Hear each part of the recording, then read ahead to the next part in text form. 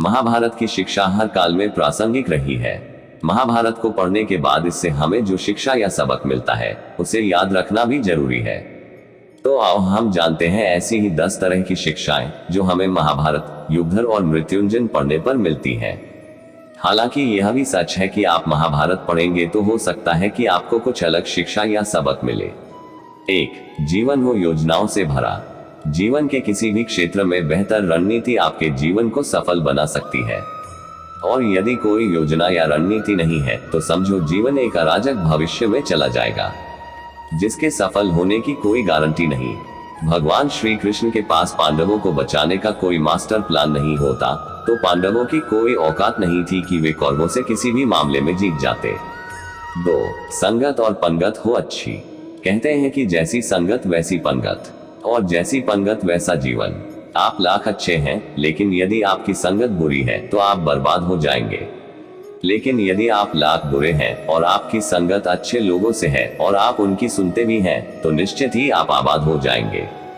3. अधूरा ज्ञान घातक। कहते हैं कि अधूरा ज्ञान सबसे खतरनाक होता है।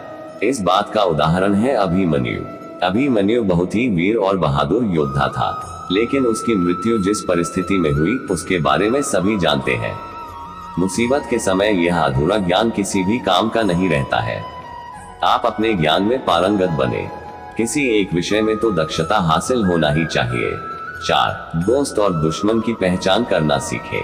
महाभारत में ऐसे कई मित्र थे जिन्होंने अपनी ही सेना के साथ विश्वासघात किया। ऐसे भी कई लोग थे जो ऐन वक्त पर पाला बदल कर कौरवों या पांडवों के साथ चले गए। शल्य और युयुत्सु इसके उदाहरण है। इसीलिए कहते हैं कि कई बार दोस्त के भेष में दुश्मन हमारे साथ आ जाते हैं और हमसे कई तरह के राज लेते रहते हैं। कुछ ऐसे भी दोस्त होते हैं जो दोनों तरफ होते हैं, जैसे कौरवों का साथ दे रहे भीष्म, द्रोण और विदुर ने अंततः युद्ध में पांडवों का ही साथ दिया। 5. हथियार से ज्यादा घातक बोल वचन। महाभारत का युद्ध नहीं होता यदि कुछ लोग अपने वचनों पर संयम रख लेते।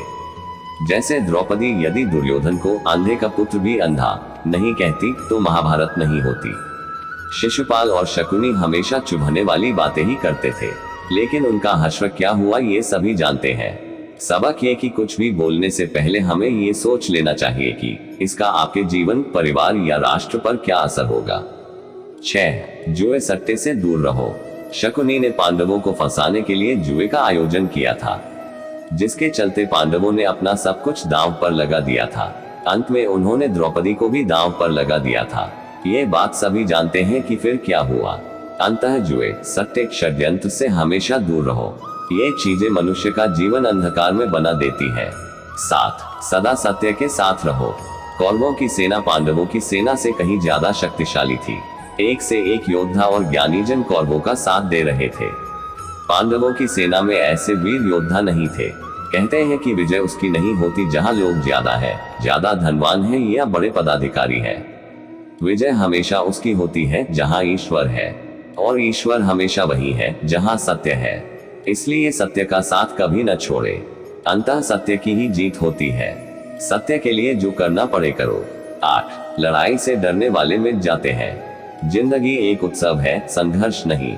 लेकिन जीवन के कुछ मोर्चों पर व्यक्ति को लड़ने के लिए हमेशा तैयार रहना चाहिए। जो व्यक्ति लड़ना नहीं जानता, युद्ध उसी पर थोपा जाएगा या उसको सबसे पहले मारा जाएगा। महाभारत में पांडवों को ये बात श्री कृष्ण ने अच्छे से सिखाई थी। पांडव अपने बंधु बांधवों से लड़ना नहीं चाहते थे, लेकिन श्री कृष्ण ने समझाया कि जब किसी मसले का हल शांतिपूर्ण तरीके से नहीं होता तो फिर युद्ध ही एकमात्र विकल्प बच जाता है। कायल लोग युद्ध से पीछे हटते हैं।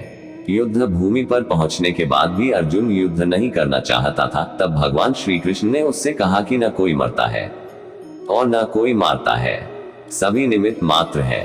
आत्मा अजर और अमर है, इसलिए मरने या मारने से क्या डरना। 9. खुद नहीं बदलोगे तो समाज तुम्हें बदल देगा।